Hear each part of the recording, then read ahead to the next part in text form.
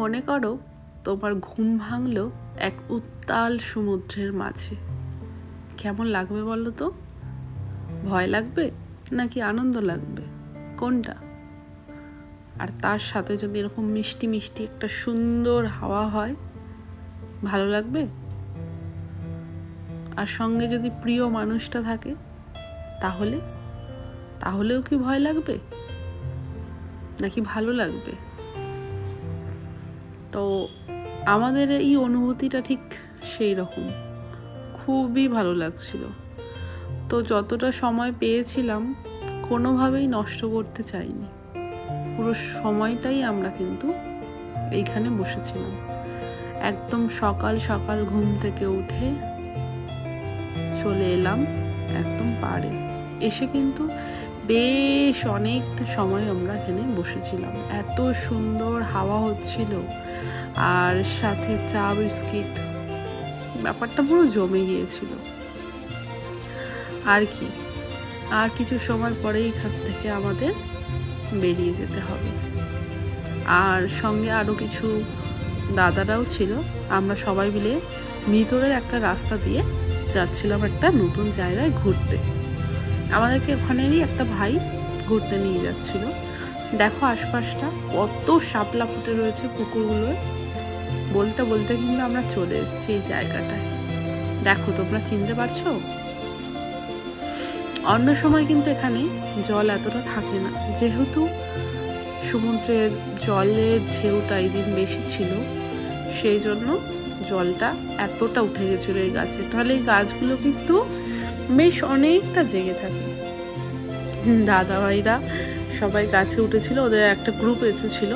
তো সুদীপ গিয়ে ওদের ফটো তুলে দিচ্ছিল, আর আমি একটু আশপাশটা দেখছিলাম। সাথে আমি বললাম যে বলে দেখো না যদি আমাদেরকে একটু ঘুরতে নিয়ে যায়।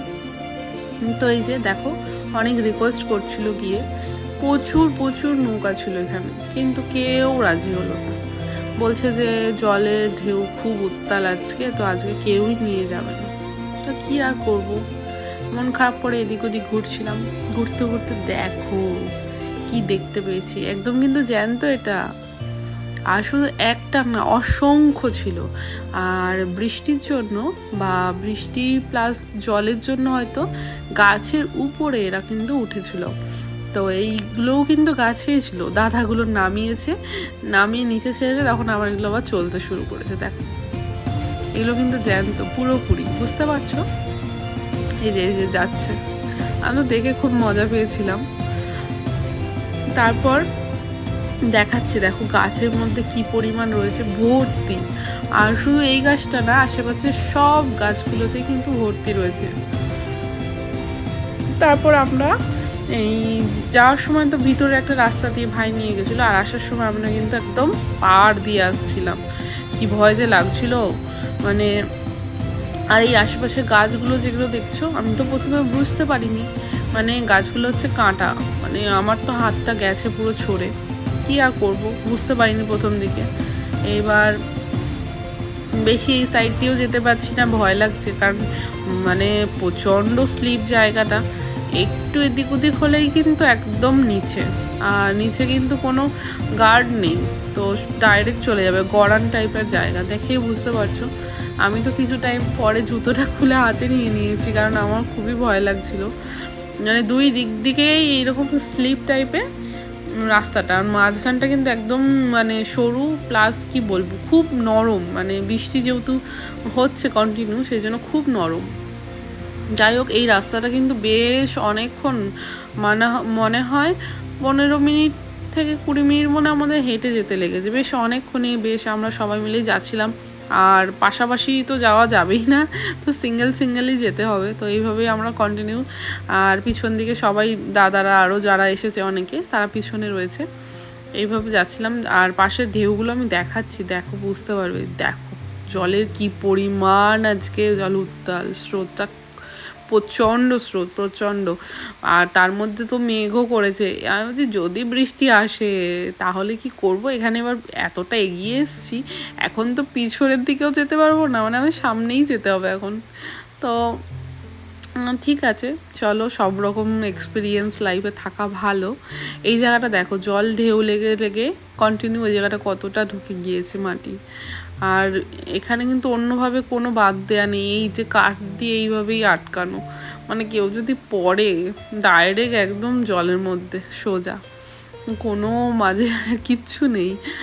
আর কি, এইভাবেই আমরা যেতে লাগলাম বেশ অনেকক্ষণ। দেখো, দেখেই কেমন ভয় লাগছে না, কিন্তু খুব ভালোও লাগছিল, আবার ভয়ও লাগছিল। আর খুব সুন্দর হাওয়া হচ্ছিল, কিন্তু ভয় পাচ্ছিলাম যদি বৃষ্টি আসে তাহলে কি করব। ঠিক আছে, চলো দেখা যাক। যদিও শেষমেশ কিন্তু আমরা বৃষ্টি পাইনি। এই দেখো, এখন কিন্তু আমি একা যাচ্ছি সামনে, ওরা সবাই পিছনে। তারপর এই করে আমরা চলে এসেছি। আর এসে দেখো, আমাদের সকালে ব্রেকফাস্ট দিয়েছে লুচি, আর ছিল আলুর দম, আর ছিল রসগোল্লা, আর ছিল ডিম সিদ্ধ। তো লুচি আমি সেইভাবে পছন্দ করি না, তো আমি অল্পই খেয়েছি, আর বাকিটা ওকে আমি দিয়ে দিয়েছি। যদিও এখানে খাবার আনলিমিটেড কোনো ইয়ে ছিল না, মানে যে যতটা খেতে পারবে। তো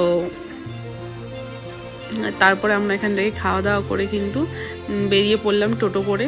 দেখো, আর রাস্তায় এই যে মানে এইভাবে মানুষও, সেদিন সোমবার ছিল সেই জন্য সবাই জল আনতে বা পুজো দিতে যাচ্ছিল। তো এই দেখতে দেখতে আমরা চলে এলাম ঘাটে।